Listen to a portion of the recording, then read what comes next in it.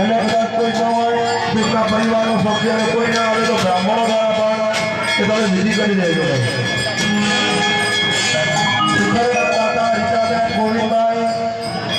મંદિરની જાળી દરવાજાના દાતા ચૌધરી ગણેશભાઈ પ્રેમજીભાઈ શોભાયાત્રાના દાતા